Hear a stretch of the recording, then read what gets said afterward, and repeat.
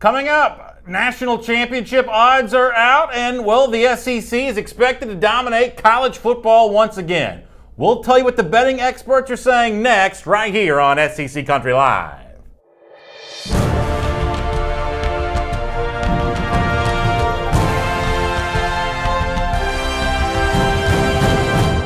Hello, everyone, and welcome to SEC Country Live. My name is Brandon Adams. This is the former Alabama All-American Mike Johnson. And before we get started today, I have to say something. You know, I was actually semi-presentable at work. I was trying to be somewhat professional. I had my shirt tucked in. But then when it comes to doing this show, we got so many cords and wires attached to us. Microphone. I wear an earpiece, believe it or not.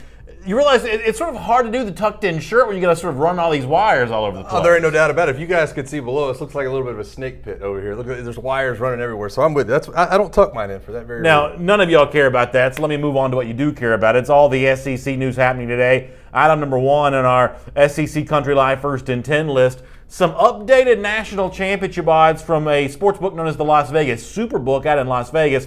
This is, I believe, the one connected to the Westgate Hotel there, long-time, big-time sports book for the sports gamblers out there. They have updated their college football national championship odds. Brett McMurphy, the longtime college football reporter, has tweeted about this. You see Alabama, the defending national champion, the favorite here at a 7-4, which is slightly less than a 2-1. Clemson comes in second, 5-1. Of course, they bring back a lot on defense. May have a great freshman quarterback starting in Trevor Lawrence. You got Georgia at 7-1 over Ohio State at 8-1. So in the top three here, you have two SEC schools, which sort of gives you an indication that the SEC could very well dominate college football once again here in 2018. But when you look at defending champion Clemson, a little bit less than 2-1, better odds for Georgia at 7-1. Yeah. Which of these represents the better bet in your mind? I think in my mind it's Georgia. I think that when you look at how that team is built, when you look at, listen, and I know what Clemson is. I know when you look at defensive line wise, I look at Georgia and I think, boy, a quarterback that can really command this team. I feel like there's going to be a ton of consistency when you look at what Kirby Smart brings. I don't know if. Listen, Clemson's going to roll over every team they face in the ACC, in my opinion. But I don't know. I think you saw in the Sugar Bowl that Kelly Bryant's going to have a hard time getting over that hump in terms of the playoffs. So I look at it. I love where Alabama's at. I love where Georgia's at. I think that we're headed towards if they get there, they both get the SEC title game, a legendary matchup. Yeah, this is one of those moments in which I think a lot of the Alabama fans are going to try to think I'm trolling the tide here, and I'm not. I'm not telling you that Georgia at 7-1 is a good bet. I don't know if it is or if it isn't yet. But Alabama at less than 2-1 is pretty ridiculous to me. The same way we had the thing the other day about Alabama more likely to make the playoff than miss the playoff. In other words, it was that one betting line from a few days ago where it's basically Alabama against the field. Alabama's more likely to be in the playoff than the rest of college football combined. I find that a little bit ludicrous here as well. So if you're going to give me Georgia with some odds, 7-1, compared to Alabama at slightly less than 2-1, essentially a coin flip on the Tide making or winning the national championship, that's too much respect for an Alabama team that I don't think is that much better than Georgia right now. I don't think that's that much better than a Clemson or an Ohio State. Some teams like that we might mention in this conversation. Alabama's obviously a worthy playoff contender, but not a shoo-in to win the national championship by any regard. I just think this comes from consistency. I think this comes up from what Nick Saban has built up, not only in college football, but with Vegas bettors. I mean, the model of consistency, 5 of the last 9 national titles, and you think, boy, how many times have they been favored going into some of those seasons and saying, boy, this team's at 7-2, this team's at 5-2. You start to see some of those odds start to flourish, and they've pulled it off. And Nick Saban has had the ability to get back there. And Bama has proven that they're not going to go anywhere. The defensive turnover or players leaving for the draft or coaching staff turnover has not affected that team. So I understand what you're saying. You look at what Georgia could be this year, but there just hasn't been any other team in college football that has been a model of consistency, and I understand why Vegas kind of errs on the side of caution when it comes to that. On our Facebook comment section, I mentioned a moment ago wearing an earpiece during the show. Josh Rowan asked, is it an earpiece or is it a hairpiece? Listen, Josh, if I was going to wear a hairpiece, don't you think I'd wear it better than this? What do you think? I've got a compliment. I got this hairpiece at the dime store. If I'm going to wear a hairpiece, I'm going to wear one of those nice hairpieces like Carl Ravitch wears on ESPN or something like that. I'm going to wear a good hairpiece. Yeah, I had to go out there and get my hair cut just so you guys would quit saying I've gotten my hair colored for God's sake. By the way, I don't know that Carl Ravitch really wears a hairpiece on the ESPN. That's just an allegation. But speaking of national championships for Alabama and Georgia here, while they're both ranked very high on the list of potential winners of the Big Trophy at the end of the season, they are both with some concerns right now. Yep. Let me start with Alabama here for a moment. This is a team that this week during spring practice, or at the end of last week during spring practice, has actually started to experiment a bit with a bit of a change in the offensive line. Nick Saban talked about some of the swapping around that's been going on with that Bama offensive line. Here is Saban on that. I think we moving some guys around in the offensive line probably helps us long term and maybe doesn't necessarily help us play best today. We moved Alex from left tackle to right tackle just to get him experience playing both sides. Jedrick is playing right tackle and right guard. He hasn't played guard for a while. So we're moving guys around. We play Lester at right guard and left guard. So we have to find out what the best combinations are, and if we lose players, what gives us the best options to get the best players on the field next year. So that becomes a little bit of a work in progress when you move guys around. You can't just assume just because a guy can play tackle that when he goes and plays guard, it's not going to take some reps, because things happen a little quicker inside, and you got to be able to react a little better. Josh Harris on Facebook says, I think Alabama versus the field actually is a decent bet. This goes back to what we talked about a moment ago. The last 10 years have proven that. They've won 5 of the last 9. So those numbers certainly speak for themselves. But you obviously understand the Alabama offensive line situation better than any of us could, because you played offensive line at Alabama. What do you make about the change of the offensive line here and what Saban has to say? I think they're beautiful. Because I know what type of player these guys are. I know how good Jedrick Wills is, for moving from right tackle to right guard at rolling people off the ball. I saw the agility and athleticism Alex Leatherwood displayed, being a 5-star prospect playing in the second half of the national title game after Jonah Williams is out. I've seen Jonah Williams for a couple of years now be one of the best offensive linemen in the SEC. Ross Pierschbaker, who moves over to center, is going to be a 4-year start on the offensive line. So no way you slice it, and no combination of those 5 or 7 guys at Alabama will give you a bad offensive line. I think right now they're trying to find which combination of 5 makes them elite up front. So the leading favorite to win the national championship, but not without some concerns. You can say the same thing about Georgia, 7-1 to win the national championship. That's number 3 among favorites. But Kirby Smart, when he spoke after his team's first scrimmage on Saturday, listed out a couple significant concerns he has about his team right now. And for now, they're both on defense. Here's Kirby. The biggest concern is the defensive front and the secondary. I continue to say that. And it's mainly because we don't have the depth that we need. We have some good frontline players. We don't have the guys that when a guy goes down for a game, what are you going to do? What's your answer? And that's what coaching's for. That's what we're trying to find. What's our best personnel? We had some similar issues last year with Malcolm's foot, some injuries, and we had to play Lorenzo more. So, we're looking at different packages and the best way to use our personnel. So that's Kirby Smart addressing his concerns there. And listen, the gap between Georgia and Alabama, at least based on the betting odds, may be wide with the rest of the SEC. The next league team doesn't show up until 25-1. So, the Georgia-Alabama, pretty significant gap with the rest of the conference. But that doesn't mean that either of these two teams are without their concerns. And you just heard Kirby and Nick Saban on both those subjects. Listen, we've talked about it a ton this offseason. I talked about it a ton last offseason. It is so hard to go undefeated. I mean, it just is. So many other things pop up. You have depth concerns. You have injuries. You have position turnover. You have guys that aren't playing up to what you thought they might be. I mean, we can look at it and say, well, this guy was that last year. This guy got into the weight room and worked. The coaching staff turnover should have helped. This kind of position change is going to be better off for these guys. We really don't know until they get on the field. And so you start looking at things like depth in the secondary. Where have we recruited? Where have we been weak at? I mean, it's popping up its head at a place like LSU in the secondary, at Tennessee in the secondary, at other places around the SEC. And Alabama and Georgia are not without those concerns. What do you have in the secondary?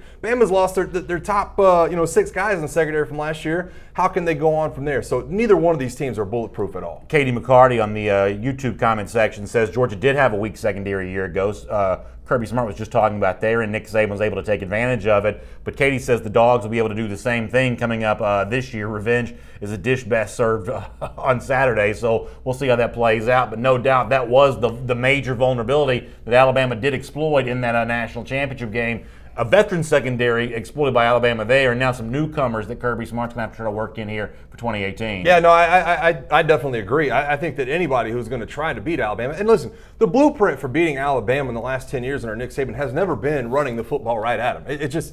It's never been. People have tried to do that with pro style, and it has almost never worked. It's been the Ole Miss, spread it out, Johnny Manziel style of football, to where you can beat guys in the secondary, to where your wide receivers can expose what they're doing on the back end of this defense. They're going to be exposed more now than they have been under Nick Saban in quite some time. They have a ton of new faces back there. Now, do they have talent? Absolutely, but it's going to take a while for those guys to get broken in, and that could be the Achilles heel when they get to the end of the season. Let's do item number 2 here on our SEC Country Live 1st and 10 list. Auburn has its spring game on Saturday. The evaluation of that is ongoing, and I thought that Alex Scarborough, writing for ESPN.com, had a kind of an interesting take on Auburn. It actually comes pre-spring game, but it was a preview of that game, and what he says, I personally disagree with. I want to see if you do agree. Alex writes, with so many new faces on the field and so many familiar faces sidelined by injuries this spring, it's hard to tell exactly where Auburn should fall in the SEC pecking order. Maybe the Tigers are the best threat to defending champion Alabama. Maybe they can beat Washington during the first week of the season and open eyes nationally. For now, though, Auburn remains a mystery. That's Alex Scarborough, ESPN.com, calling Auburn a mystery team. Now, I'm going to push back against the idea of Auburn being a mystery. I don't think Auburn's that mysterious. I've said before that I think that Auburn's solidly in the top 10 here this season, not on par with Alabama or Georgia, but obviously ahead of everybody else as you start the 2018 season. For me, that's exactly where they're slotted. They are, as I said, according to Brett McMurphy, 25-1 to win the national championship. That feels about right to me. Very little mystery on my part. I think I know exactly who they are. Even if some of the names on the field are going to be new, do you agree? I'm actually shocked that did you feel that way? I really am, because, and I guess this goes back to my narrative under Gus Malzahn, that he did a little bit improving to me last year, that he can develop some type of consistency with the way they played at the end of the year. But he's been consistently inconsistent at Auburn. I mean, it's from game in to game out, you're not sure which Auburn team is going to take the field. And so I look at some of the weaknesses they could have. I have covered the offensive line for Auburn here, for the last few weeks a ton. I've talked about the concerns that I have for them, the turnover they've had, who gets plugged in, where. Then all of a sudden, you think you're trying to develop a center, then all of a sudden both centers go down. You have this right tackle thing going on. I think they have a ton of good running backs, but which one of those guys really becomes a centerpiece? You've got a couple wide receivers. There's so many unknowns. Jared Stidham didn't play in the spring. What really are you getting back in the secondary next year for Auburn? So while I agree with you to where Gus Malzahn has built up some consistency over his career, where they'll be there at the end of the year and be a decent team, I'm not so sure. I think they become the mystery, because how far can they actually go under Gus Malzahn here in what is year 6? Here's the one argument I'm going to make in favor of Auburn here. When you look at 2017, I think you see a departure from what had been the story for Malzahn. In 2013, he wins the SEC in his first year, won a lot of close games. 2014, 2015 were bad years for Auburn, where they kind of lost a lot of close games. This is a team that sort of teetered on the brink of luck, back and forth one way or another. But you don't see this sort of close game situation as much in 2017. They do lose to Clemson, but then they, on the road against Missouri, win 51-14, beat Mississippi State 49-10, beat Ole Miss 44-23. Do lose the close game to LSU, but it's 52-20 over Arkansas. It's 42-27 against Texas A&M. Even beat Georgia bad 40-17. The Alabama game is a 12-point win. That's virtually a 2-touchdown win. This was a team that won its games last year by a sizable margin. That's not the kind of thing that you typically give back a lot the following year. That's a team that sort of proves something. It takes some real mettle to kind of go out and win as many games I just rattled off by 2 touchdowns or more, but that's what Auburn did with regularity there in 2017. I mean, I agree with you. I agree with you wholeheartedly on the fact that they really showed that they could be a great team. But look at the other side of what happened last year for Auburn. I mean, you lose to UCF in the bowl game. You get housed by Georgia in a neutral site game in the SEC championship. You really get dominated up front on the road against Clemson, and you lose a game to LSU that you should have never lost. And so that's where I get the consistently inconsistence under Gus Malzahn, where, listen, we know what you are at home. We know what you are at Jordan-Hare Stadium. We know what your defense can be, especially when they're playing with a home crowd. But what are you when you go on the road and play Washington in Atlanta? What are you when you go on the road to Tuscaloosa and Athens and play some of these other games? That's why I can't really decide what exactly we're getting. On YouTube, Dan Riggin says Gus Malzahn's the Mark Richt of the SEC West, which is kind of an interesting comparison. Logan Westerman says anytime you've got Malzahn calling the shots, it's a mystery. that dude's ADHD cost Auburn tremendous success. The man cannot stick to a working system. And that's obviously an Alabama fan making a little bit of a critique there of Gus Malzahn, but that's not the first time we've heard that before. And yet, if Chip Lindsey, who I do believe is a top-flight offensive coordinator, if he's given control of what happens there at Auburn, I think the Tigers are going to be just fine. Now, Logan's right. If we go back and the Rhett Lashley quote from the other day, the old Auburn offensive coordinator, if it rears its ugly head once again and Malzahn start meddling in that offense, I know you and I see this differently, but I think at that point in time, maybe you do get same old Auburn. But this is the strongest Auburn coaching staff I think he's had since he's been there. Experienced Malzahn as a head coach, Kevin Steele, who's a better DC now than he's ever been in his past, Chip Lindsey, who's a pretty top-flight offensive mind. This is actually a pretty sharp coaching staff for me. I agree with you. Listen, I know it wasn't a popular thing at the time, but going from Herb Hand to J.B. Grimes to me has been a little bit of an upgrade considering what you have on this roster. But to me, I look at Prince Tega, who at times was completely overmatched last year in some of the pass rush. I know you have two good guards coming back, but center is a huge question mark now. And this right tackle where you thought the five-star and Calvin Ashley really would take over, now it's a position battle. And that really leaves me wondering, you don't have Kerryon Johnson to really lean on and take over games at any point this year. So are you going to get Kerryon Johnson type of numbers out of that backfield? That remains to be seen for me as well. If you don't have Kerryon taking over the game, then all of a sudden it's in Jared Stidham and those tackles' hands. You mentioned the transition from Herb Hand to J.B. Grimes, new offensive line coach, Hands now at Texas. That is one of the things that Malzahn talked to ESPN about on the field immediately after the spring game on Saturday. One of the things that we can all pretty much agree is a mystery for Auburn is how that offensive line is going to perform under Grimes this season. And Malzahn admitted that he was looking at the spring game as a way of finding out about that group. Here is Malzahn from ESPN. They need experience, and going against our defense is great, and it's good for them. And they're a very talented group. They're a young group, inexperienced, but overall, I thought they did some good things. Enrique Mandarin on the Facebook comment section says Auburn's either going to go 6-6 or 11-1. They have no in between. But the truth is that's not exactly true. I mean, they lose 4 games a year ago. I think they lost 4 games the year before that. They've actually kind of settled into a bit of a groove here as of late. And I think the point here is Auburn as on par with a program as Alabama right now? Probably not. On par with Georgia? Not where I think Georgia's going, likely not. Georgia's the defending SEC champion. Are they the third best team in the SEC? Almost for sure. And you're not firing the coach of the third best team in the SEC. No, you shouldn't. And that's exactly why you got an extension, because they went out there and proved it. But here's another angle I take on this, because you just mentioned it. 4 losses a year ago.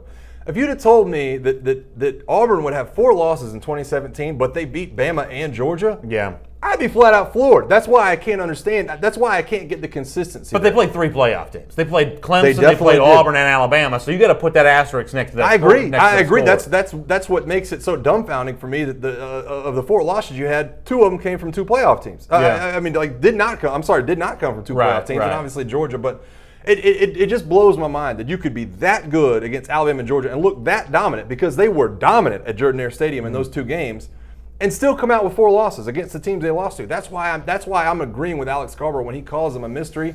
I'm not sure what we're getting. Let's do item number 3 in our SEC Country Life First and 10 list. We talked Florida quarterbacks yesterday, what Dan Mullen had said about Kyle Trask and Felipe Franks in particular. Zach Albuquerque kind of weighing in that sounds like Felipe had a much better performance over the weekend for Florida. But how about Emory Jones? That's the freshman quarterback. That's the hot shot. That's the guy we've talked a lot about here. How is he doing with his first spring practice there in Gainesville? I thought that Dan Mullen had a really interesting assessment of the situation involving Emory Jones. And this is something that even a Gator hater like me can sort of admit is probably a bit true here. Here is Dan Mullen weighing in on Emory Jones.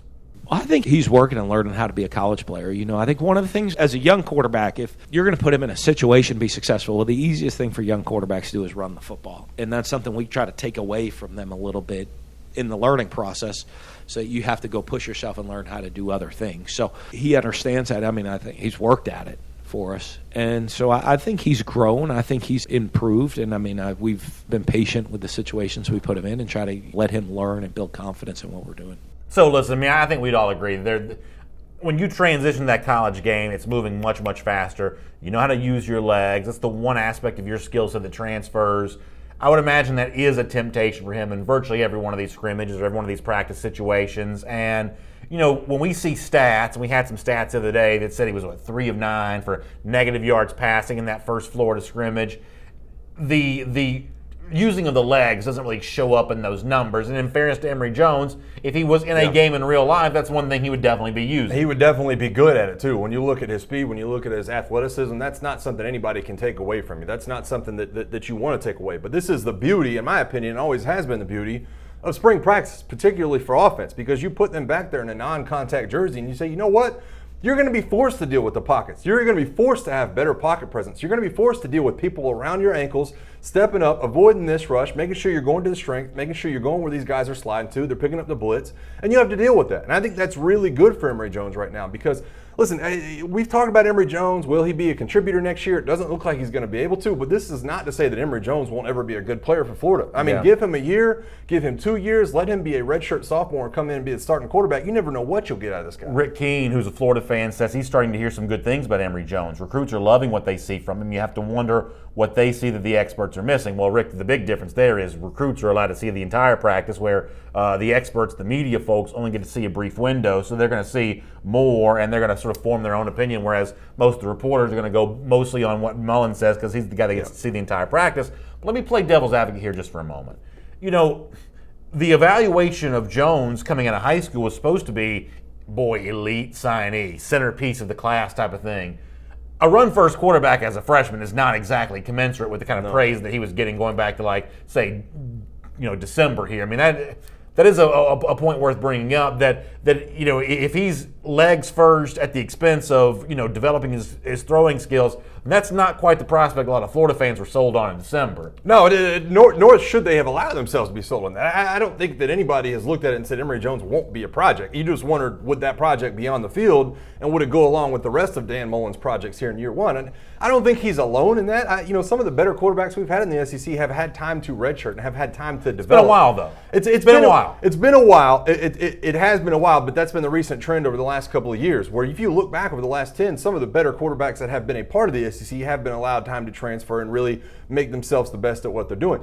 I don't know what you get 2 years from now. I don't know what you look at and say Emory Jones is even at Florida right now, or is he transferred? But I still expect Dan Mullen to get the best out of what Emory Jones is, and I think 10 practices into spring right now is not enough time for me to judge him and say, boy, not going to be ready next year. R.J. Drummond says, why would Mullen tell you what he's going to do? He's going to surprise everyone. We actually addressed this yesterday. The reason why Mullen might be a little bit more outspoken about the current state of his quarterback race is because Florida needs a quarterback. And Mullen, who's done everything in his power to sort of sell the Florida spring game to the students there on campus and the people around Gainesville, they need something to rally around. And Florida fans have been tired of their quarterback now going back many years in a row. They did not want Luke Del Rio to start the 2017 season, even though he proved himself when healthy to be the best quarterback on that roster. I think there's a lot of fatigue with the idea of Felipe Franks coming back and being the start of this upcoming season. If he wasn't the best, the smartest thing and the best thing that Mullen could do would be to start selling another quarterback to Florida fans. So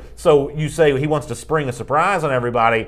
I'm not quite so sure right now that's what Mullen does want to do. I think what Mullen wants to do is get folks excited about Florida football again. And with all due respect to Felipe, I'm not so sure that number 13 is the guy that gets you in that direction. Well, and here's what I'll answer to you about Emory Jones and about being surprised. That might be the case where Dan Mullen wants to keep things under wrap. He don't want to tell the press. He don't want to tell the fans what he's thinking about the quarterback situation. But here's what I do know. Anybody that's read these articles and has watched scrimmage knows that Emory Jones is fighting for third-team reps. And so you might say there's some kind of decision or some kind of surprise to bring along when we get to fall camp. If Dan Mullen really thinks Emory Jones is going to contribute, he's not fighting for third-team reps. He's getting those second-team reps. He's splitting with the first team. He's getting in there and getting his feet. Plus, Florida spring game's on Saturday. We're all going to see with our own eyes here. Either there is a pecking order or there's just no quarterback at all. I mean, because the one thing that you got to remember here is that is also a choice. You can have A, it's Felipe Franks, B, it's Kyle Trask, C, it may end up being Emory Jones, or D, it just isn't anybody right now. I mean, there is a chance the answer here is D. There's wholeheartedly a chance that the answer is D, and that Kyle Trask starts, doesn't give you what you want. There's a chance that you see another year flip-flops back and forth between Felipe Franks. There's even a chance at the end of the year that they pull a Butch Jones like Will McBride, and all of a sudden you go off, to have Emory Jones start some games in the year. You don't know. But I just know that it's not going to be settled just yet, and I'm not sure what we're going to get. I can't wait to see that game Saturday, by the way. Speaking of Will McBride, that is the subject of item number 4 here on our SEC Country Live First and 10 list. You mentioned it. Butch Jones burned his red shirt at the end of last season. It was controversial at the time because it seemed to be playing what was otherwise a wasted year, but maybe that experience has sort of set McBride up for success so far during spring practice here because there is some positive buzz coming Will McBride's way there in Knoxville. In fact, take a listen here to Mike Griffith, who does a great job covering the Tennessee Vols for SECCountry.com. He was on our SEC Country Tennessee podcast this week, and what he's hearing is virtually all good about McBride. Here is Mike Griffith to explain. Will McBride has had a good spring. It may be a faulty notion to just assume that Jared Garantano is going to be the guy that's the biggest threat to Keller Christ. I've heard a lot of good things about Will McBride, and that would also explain why Jeremy Pruitt hasn't said anything about the quarterbacks in a while. The notion that Garantano's beat out Will McBride is a faulty notion at this stage. People need to realize Will has good field vision and really gets rid of the ball quickly. If Will is the more fluid of the two and the better leader, then that's going to give him an upper hand. And ultimately, I still believe Keller Christ is going to be the starter for Tennessee for the majority of the season. But Will McBride, from what I've heard, having a really good spring. So important note there that, Keller Christ, the Stanford graduate transfer, is coming in, so this entire discussion may be worthless by the time the actual season rolls around. But when it comes to these kind of quarterback battles, Jerry Garantano on one side, Will McBride on the other, I believe that in most of these situations, there's a side that the fans ought to be rooting for. And in the case of Tennessee, I think the fans ought to be rooting for Jerry Garantano because he's the better raw talent. He's the better raw prospect. Tennessee is better off if the better prospect wins the job. Now, you got to play the guy that's playing better, but your ceiling's higher if the more talented guy is the guy that earns the job.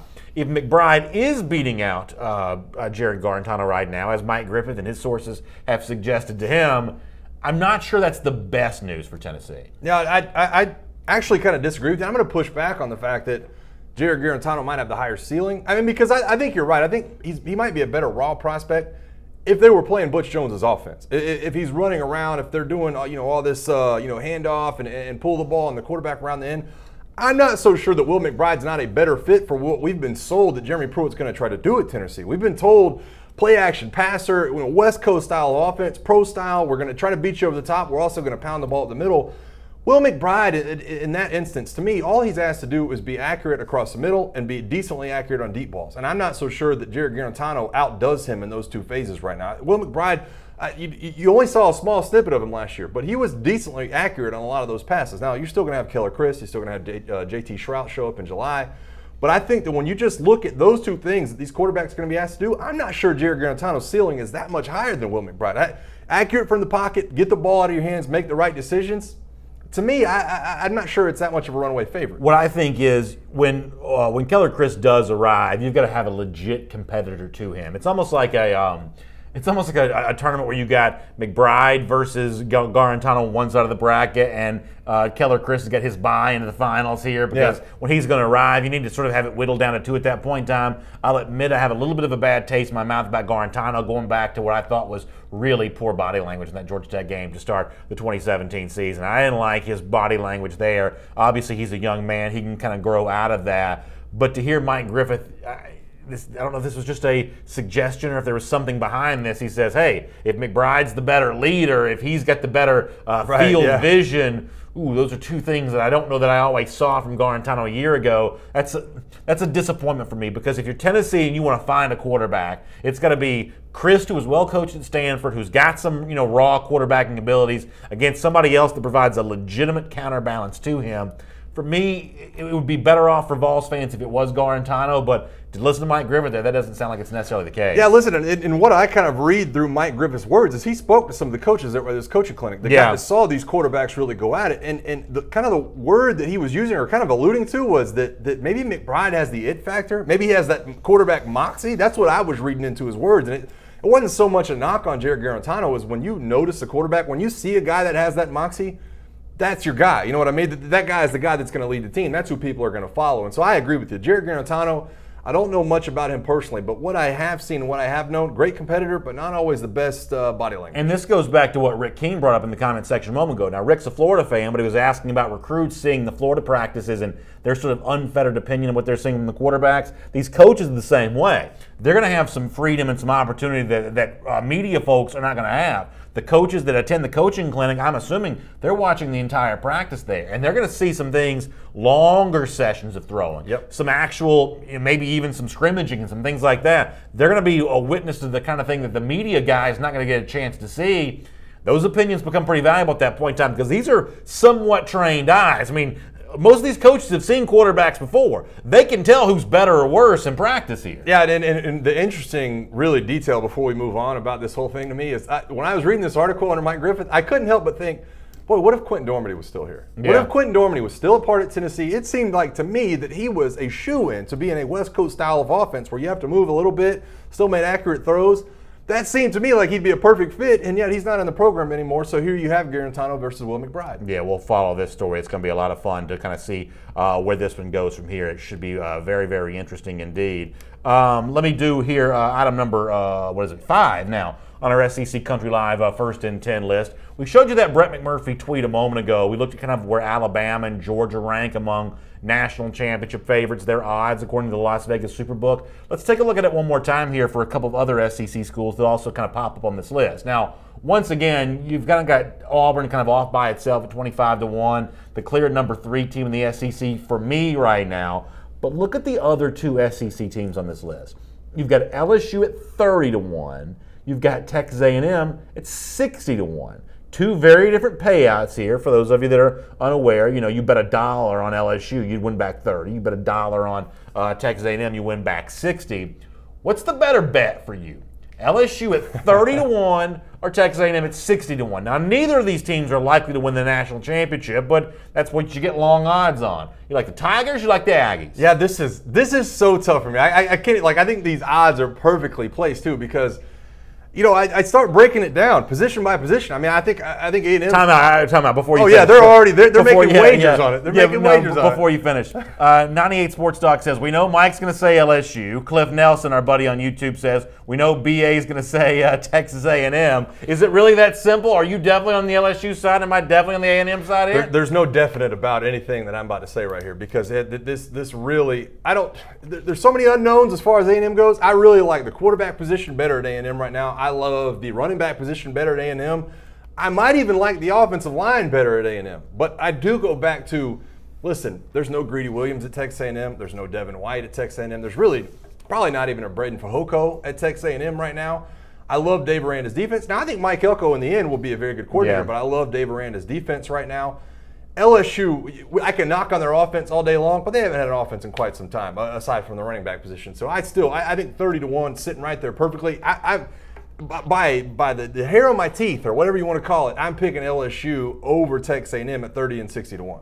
At twice the price, I'm taking Texas A&M. Twice the price. Twice the price. 60-1, I'm taking Texas A&M. And RJ Drummond in the comment section on Facebook says, why is LSU always talked about? They've done nothing since 2007. Now, they did win the SEC in 2011. Had there been a playoff, they would have made that year and lost a rematch with Alabama. So they've done something since 2007, but I get the point here. The 30-1 price in LSU is based on people who still think Leonard Fournette plays for LSU. These are people who still think, all these Arden Keys or whatever. And I love our LSU folks that watch the show. Cliff Nelson's already given me grief about this, I know. But that 30-1 is not realistic. Yeah. This is a team that's going to lose 5 or 6 games. 30-1 win the national championship is not. That's fallacy. Are we that simple to pick out? Are we that simple? Like, I'm sitting here going, God, I've got to do better, man. I've got to have more question here because here's the thing, and I agree with you because I looked at the odds and said, boy, you get double if you at Texas A&M. But our guy Turp behind the glass over here reminded me of something that kind of swayed my judgment. He was like, "Are you really going to take that Justin Bieber fan? It really is he? That's a good point. Is he going to let you sway your vote over Miles Brennan and that LSU offense?" For those of you who don't realize, one of our producers, Michael, total degenerate gambler, constantly he's got all his possessions, constantly at the pawn shop. But that is a good point. You betting on Texas A&M means that you're potentially betting on Nick Starkel, who is the big Justin Bieber fan.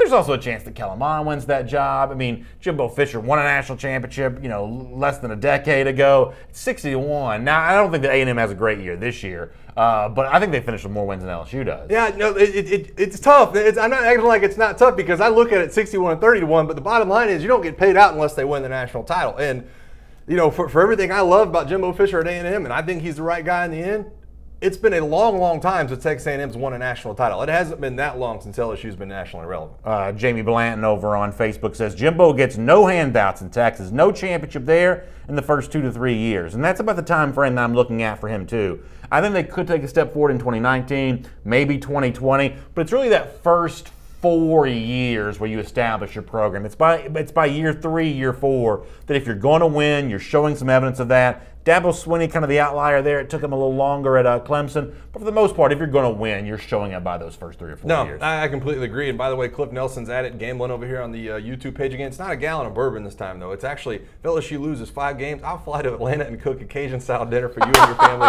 at my brother's house. That's how good Cliff is feeling right now. You will fly to Atlanta and cook. For those of you that don't know, Cliff Nelson, one of our great commenters, he's on YouTube today, always betting gallons of bourbon and Crown Royal. And listen, always stirring the pot, Cliff. Yeah, I always love that. That's he's never short on knowing that LSU is going to win. Well, speaking of stirring the pot, Steve Spurrier is often good at that. We'll make him the subject of item number 6 here on our SEC Country Live First and 10 list. Now, I'm going to plead ignorance here on this a little bit.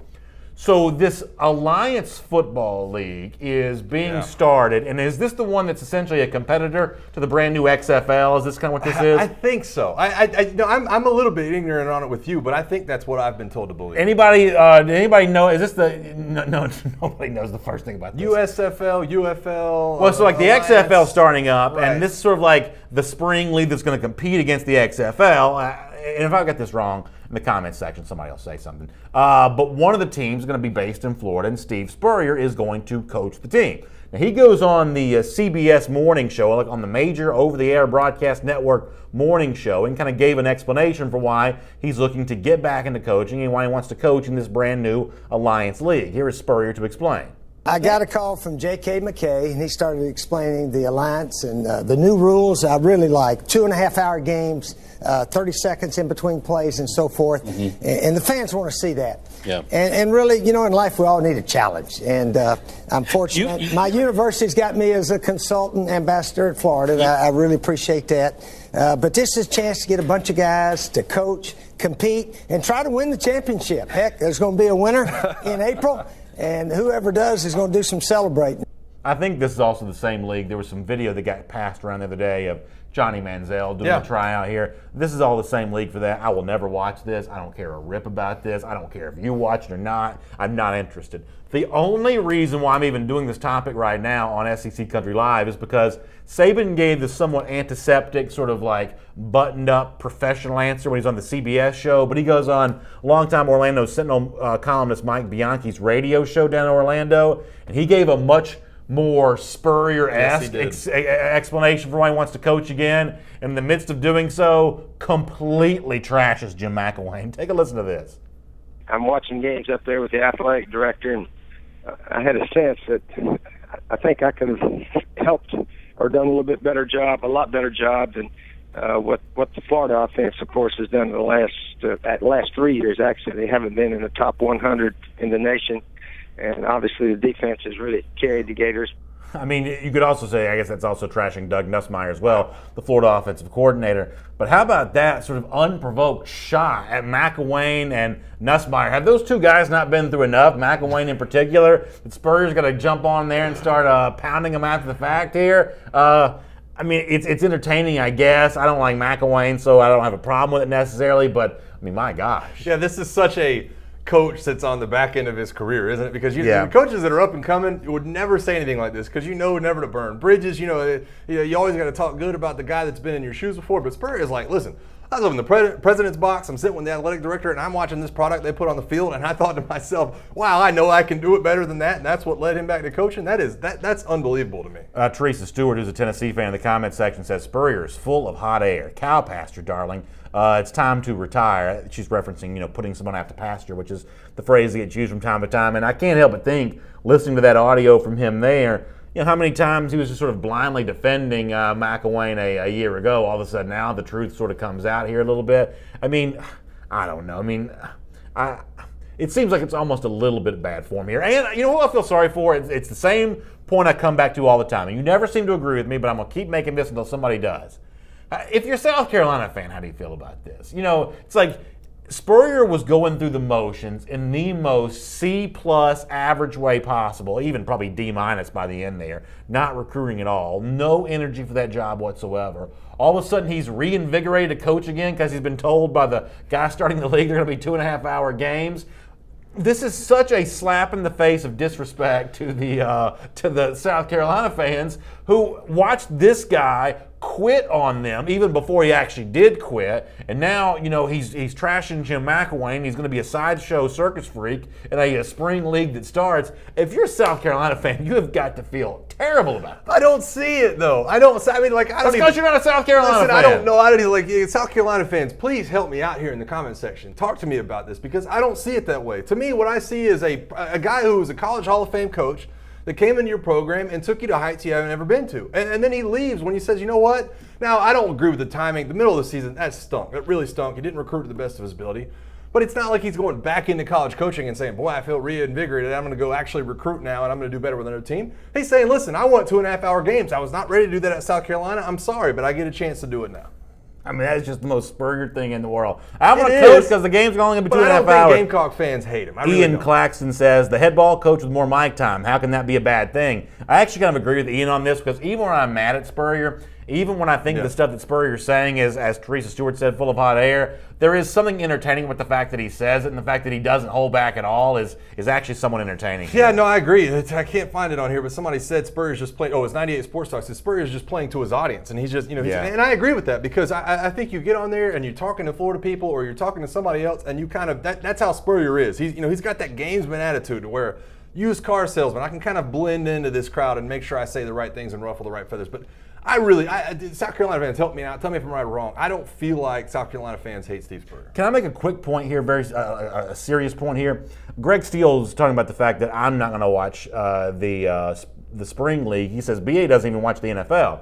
The truth is, I'm not the world's biggest NFL fan, but it's almost always because I'm just exhausted by the time Sunday gets here. Yeah. I watch so much football on Saturday. I don't have a lot left to give on Sunday. Plus, I at least want to show a little bit of time to my wife and my 2 kids here. There's actually a chance I might like professional football in the spring better than the fall because it's sort of separate from itself. There's a chance that if the football was good, I might actually end up watching more of it, although I sort of suspect it's not going to be. I think they're going down the right road. I'm not gonna go off on a tangent about the Alliance of American Football, but I got to tell you, I mean, they made a contract offer to Tim Tebow. They got Spurrier coaching. If you're telling me that Steve Spurrier and maybe Tim big Tebow, number 78 may be protecting some blindsides again here. Do I detect a tryout coming here from Big 78? All I was going to say was if Steve Spurrier's coaching and Tim Tebow's playing quarterback against Johnny Manziel in this football league, I'll have to find it on TV. I'll have to find it. I'll have to watch and see exactly what happens. Now, do I think it's a good brand of football? Absolutely not. But I think I definitely have to watch it. All right, let's do item number 7 here. What I think could be really interesting news for Auburn here on SEC Country Live. If you've been following recruiting, you know the saga of 5-star linebacker Owen Popo. He's from like the metro Atlanta area. This is a guy at one point in time was trending towards Clemson, took a visit to Tennessee. He had some nice things to say about the Vols. He's also been thought to be a leader for Georgia here for a while, but maybe because of some really hard recruiting work by Auburn, things could be changing here. Let me show you what Benjamin Wolk recently had to say at SECCountry.com about Owen Popo's decision, which is actually going to be made on May 5th. This is a 5-star linebacker, one of the top players in the country for 2019. Benjamin Wolk says he now has him going to Auburn instead of Georgia.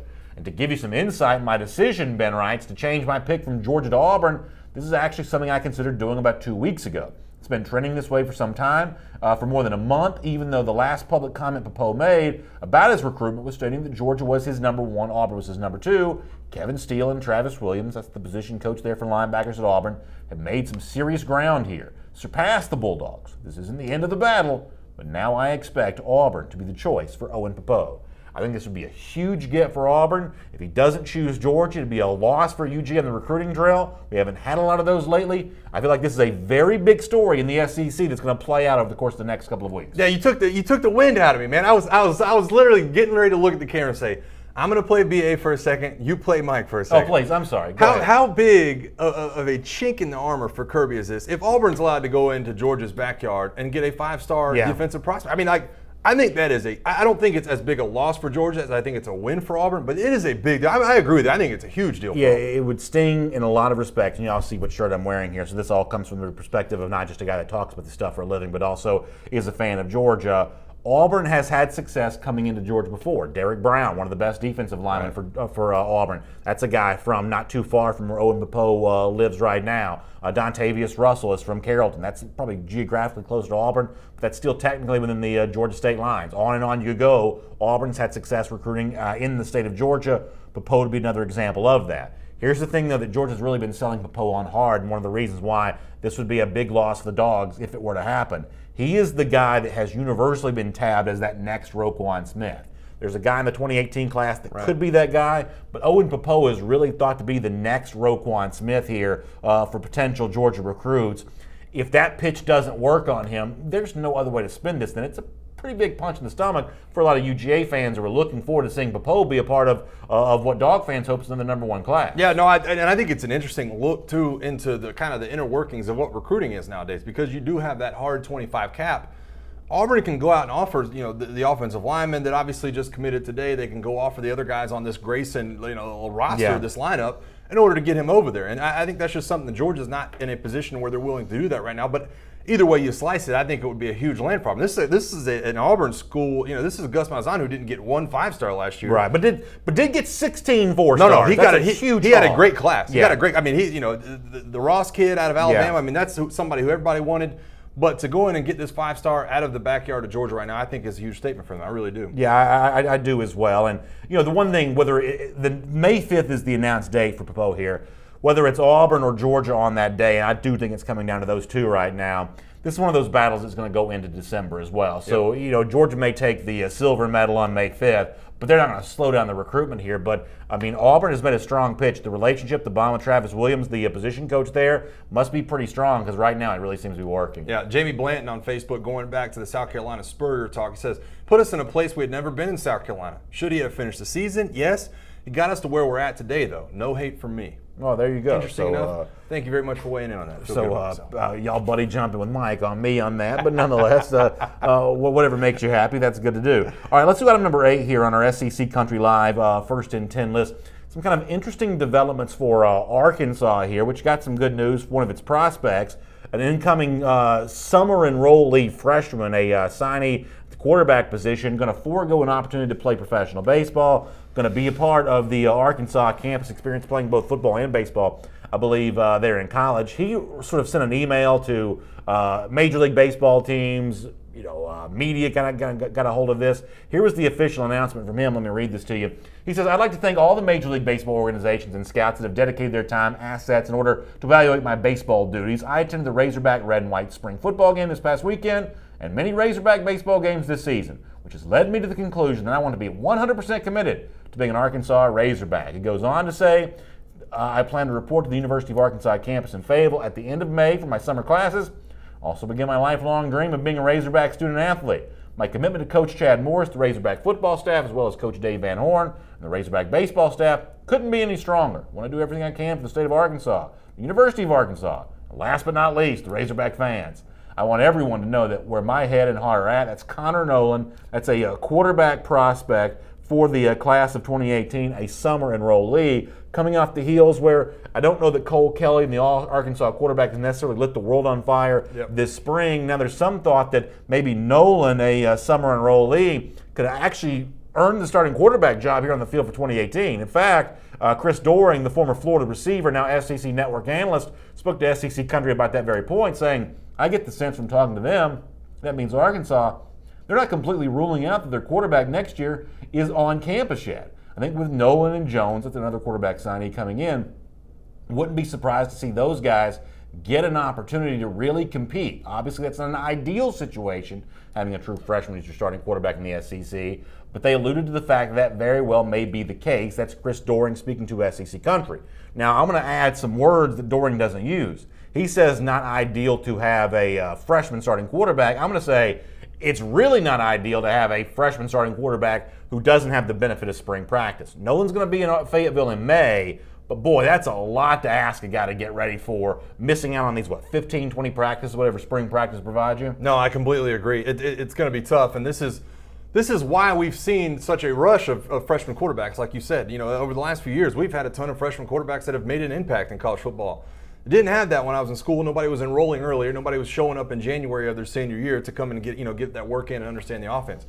But I can't help but label this as anything but a huge win. This news that this kid's going to end up showing up at Arkansas as a 4-star quarterback, going to play for the baseball team. He mentions the state of Arkansas is a big deal for him because that's who Chad Morris has to really rely on. I mean, he has to rely on getting these kids that really love Arkansas, love this university, and want to get it to a better place. So do I know what he's going to end up being? Do I think he's going to start next year? I'm not sure. I would read a lot into what Chris Deering is saying right here, saying that, behind closed doors, they think the next quarterback might be coming in off the streets during the summer, because I watched that spring game. It was miserable conditions, and neither quarterback looked good at all, in my opinion. I mean, they really didn't. I kind of alluded to it yesterday.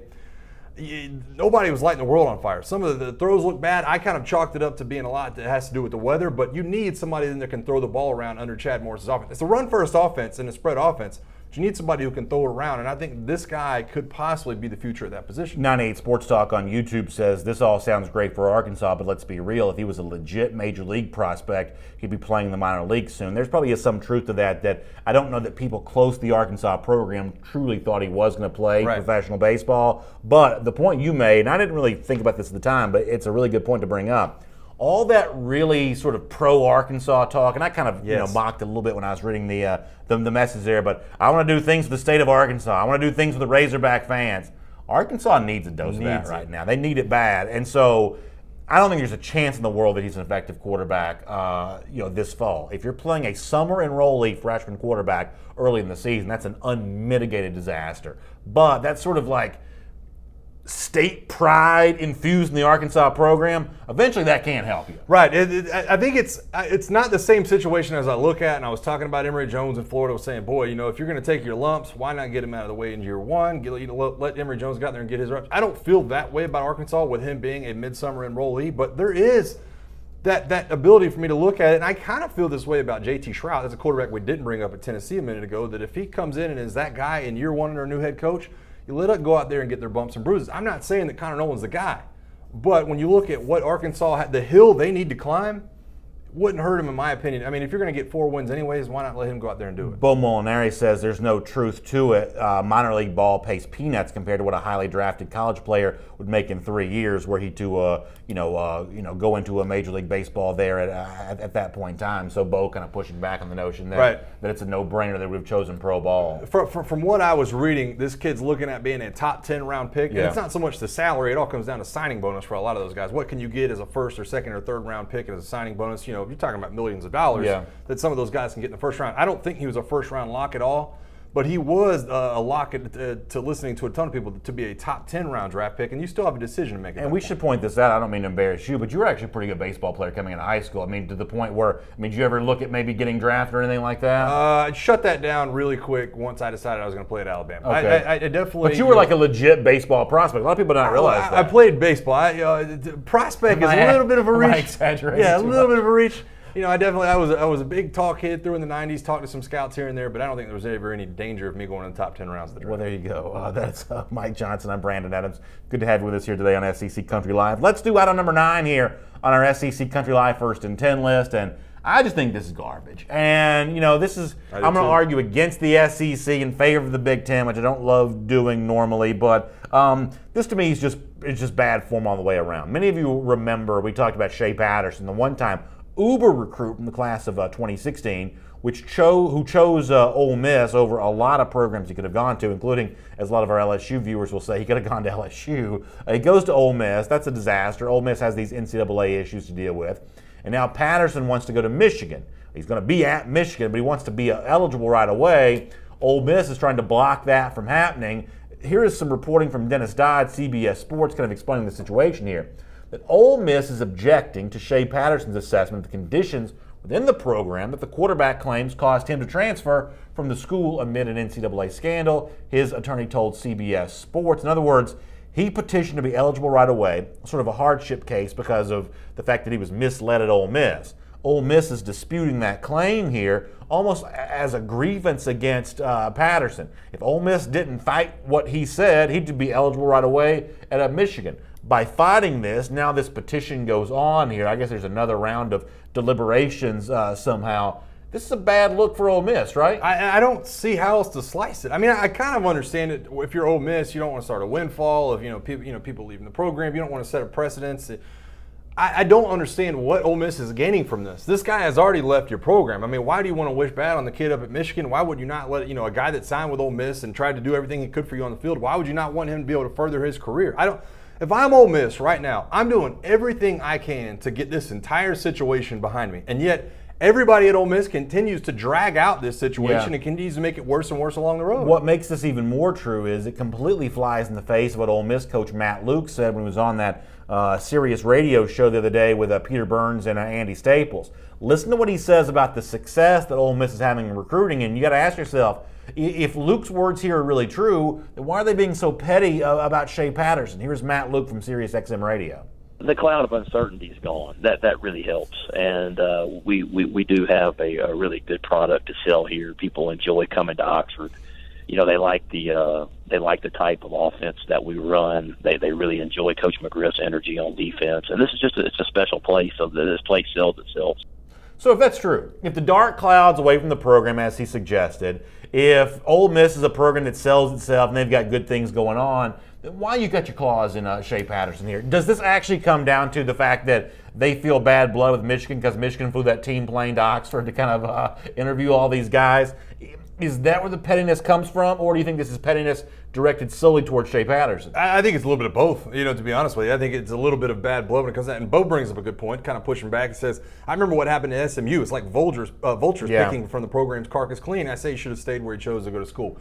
I don't agree with that. I think Shea Patterson was in a lot of ways misled. I think that if you want to compete for a championship and you've signed on the dotted line with a program that obviously has done some things wrong and it cannot get you there any longer, I say let him go and be free to play at Michigan. Bradley Bush says Ole Miss is being petty. Come on, why do they even care? I think that's a great question. James Perkins says it's a bad look for Ole Miss. Those comments on Facebook, I totally agree. On a happier note, let's do item number 10 here on our SEC Country Live First and 10 list. And a cool moment for Alabama. And you think about Nick Saban and Alabama practices being these really buttoned up affairs where everything is super serious from the opening whistle to the final whistle to close things out. But they at least had a little time the other day to honor one of the guys that helps out at practice, going through one of the practice referees who was celebrating his 90th birthday. We don't normally show you a full video. This one's about a minute long, but really good from Alabama, honoring this guy for his birthday. I thought this was really cool. Take a look at this. Where's Eddie at? Right here. All right. Eddie's been doing this for a long, long time. Yeah. Today's Eddie's birthday. Yeah.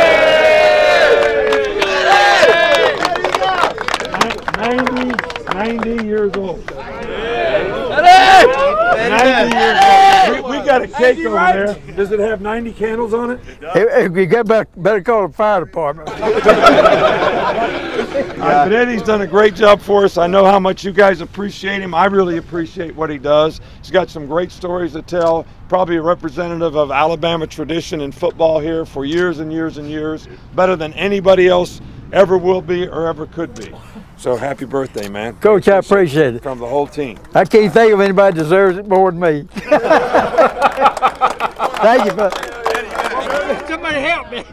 So anyway, that's kind of the deal there. I think that's just a great video, and 90 years old and still out there working at practice. I'm assuming he's there every single day. That's an incredible level of health for a 90-year-old. No, definitely. Listen, Eddie's a legend. I mean, I don't have to sit there and tell you guys, you obviously see the respect Nick Saban has for him. And I'm not sure the exact number, but this is not like he was a late bloomer. Like, he's been doing that for like 60 years. Amazing. Like, I mean, think about what this guy has seen. What he's seen, I mean, the national championship teams that he's seen at Alabama. I mean, this guy tells stories all the time. Eddie is beloved at Alabama. I can tell you that. You know, I've got to know some of the guys that do the practice referee stuff at Georgia a little bit. They're all great guys. They paid their way out to Pasadena for the Rose Bowl because they want to be there with the team, help them out. It's funny. It's like all these practice referees, officials are always such great guys. You almost wonder, how do the real game officials act like such jerks when the practice referees couldn't be nicer? Yeah, it is funny too because Eddie's gotten to the point where he's done it for so long.